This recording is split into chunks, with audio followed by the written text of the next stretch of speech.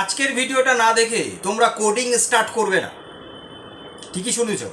দেখো, কোডিং শেখার আগে মানে কোডিং করার আগে, প্রোগ্রামিং করার আগে যে জিনিসগুলো জানতে হবে অবশ্যই একদম বেসিক বাট কনসেপচুয়াল। আমি সবসময় কনসেপচুয়াল তোমাদেরকে ইনফরমেশন দেওয়ার চেষ্টা করি। দেখো, কনসেপচুয়াল আগে তোমাদের হতে হবে। কীরকম? যেটা আমি আজকে বোঝাবো সেটা হলো কোডিংয়ের আগে আমাদের কি কি জিনিস জানাটা জরুরি আছে সেটা ভালো করে দেখে নাও। বোর্ডের দিকে তাকাও। দেখো, এখানে foundational knowledge are planning and preparation বলে আমি দুটো পার্ট করেছি। কাকে করেছি তার নাম নেই। এইখানে যেটা হবে সেটা হচ্ছে coding pre process. Coding pre process মানে কোডিংয়ের আগে যে প্রসেসটা হবে সেটা আমাদের অ্যাকচুয়ালি হেডিং এখানে আসবে। এবার এটাকে আমরা যদি দুটো প্রসেসে ভাগ করি, কি কি আসবে? একটা আসবে ফাউন্ডেশনাল নলেজ, সেকেন্ড ওয়ান আসবে প্ল্যানিং অ্যান্ড প্রিপারেশন।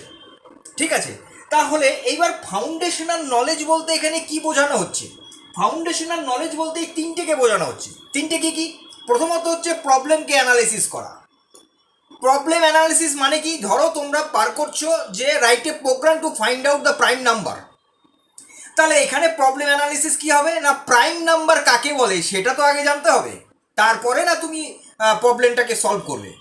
তাহলে এটা গেল হচ্ছে problem analysis. Second one logic and algorithm.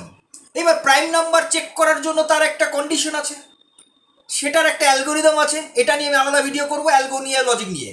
তাহলে সেটা হলো দেন লজিক অ্যান্ড অ্যালগো। দেন তারপরে ডেটা স্ট্রাকচার। ডেটা স্ট্রাকচার মানে কি?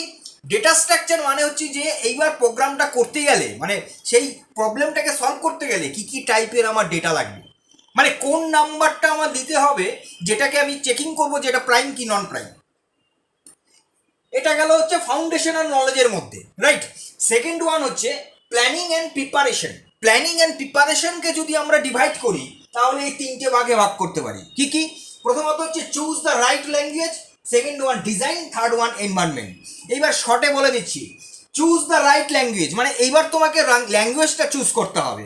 যখন প্রবলেম অ্যানালাইসিসটা কমপ্লিট হয়ে যাবে তারপরে তোমাকে রাইট প্রোগ্রামিং ল্যাঙ্গুয়েজটাকে চুজ করতে হবে। সেটা পাইথনে করবে না, জাভায় করবে না, সিতে করবে না, C++-এ করবে, রাইট ওয়ান।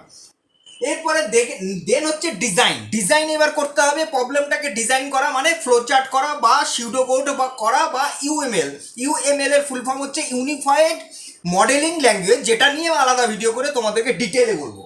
এরপরে হচ্ছে এনভায়রনমেন্ট। এনভায়রনমেন্ট মিন হচ্ছে যে কোন জায়গাটাতে তুমি প্রোগ্রামিং কোডিংটা করবে, মানে আইডি, ইন্টিগ্রেটেড ডেভেলপমেন্ট এনভায়রনমেন্ট।